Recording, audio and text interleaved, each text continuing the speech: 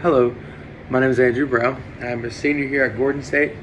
Um, my the best nickname I have would be Andrew. That's what I kind of like to be called.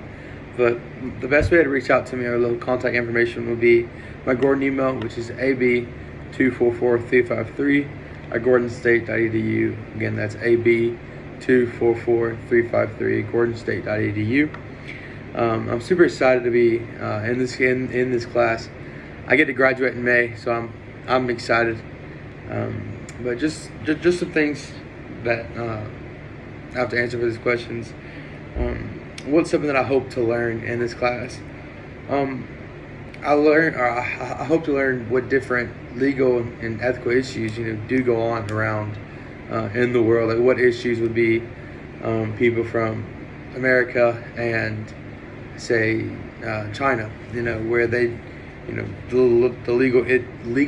legal and ethical issues that go on between them two, and even people inside the United States, whether it be atheists and Christians, or people who love hunting against people who love animals, different things like that.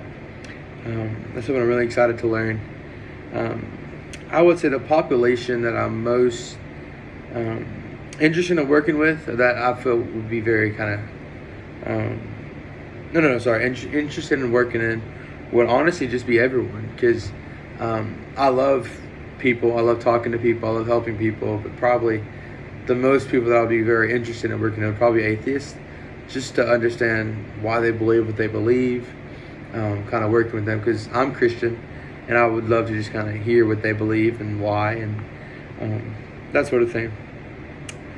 The population that I feel like would be most challenging would be people of a different religion, and that kind of ties in with number 3 of atheists. Just the sole reason being because our religions would be different. We would kind of be like, well, I believe this is right, and they would say, well, I believe this is right, and it would just kind of go back and forth. But I do believe everyone can change, and I do believe that I can talk to people, and I can kind of keep my beliefs separate from my work. So yeah, kind of the question from the syllabus now is the ethical steps to decision making, or what are the ethical steps of decision making? Let me just go on to the questions. So the ethical steps would be: 1, I got to define the problem. I got to seek out resources. I have to brainstorm a list of potential solutions. I have to ensure all the alternatives. I have to make the decision and implement it. And finally, I have to look at the decisions and say, okay, this is right. This is what I did.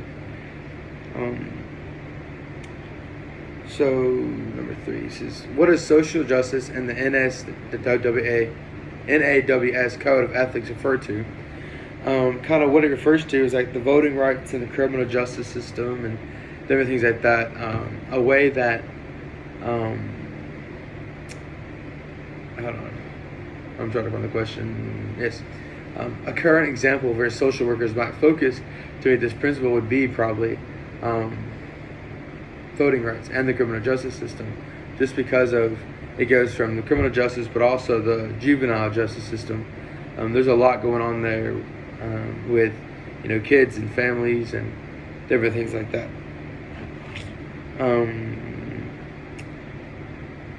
The reason why we're using the NS or NAWS code, I think, so heavily in this class is, 1, just because it acknowledges our obligation to follow legal requirements.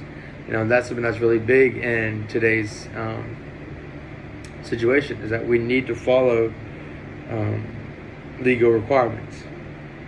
And then it says, of the 9 competencies of the appendix, what do you think is most challenging and why? I believe that the engaging in policy practice would be the most challenging, because I would want to be able to do things my own way, or I believe, hey, I think maybe this will work, instead of what the policy says. I would be like, yeah, I think this will work this way better. Let's see. If not completing work by the deadline is an absence, how would I be able to turn in the late assignment?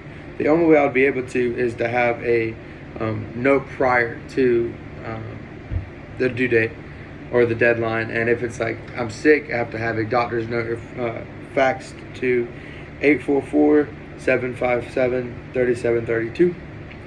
And then if I would like to include any information reported on the Fox News website or the CNN website in a discussion post, what should I do? I should make sure that if I want to include something like that, I have to say, hey, there's also other points and other theories and themes, and I would have to implement those as well. Let's see. When facing an ethical dilemma,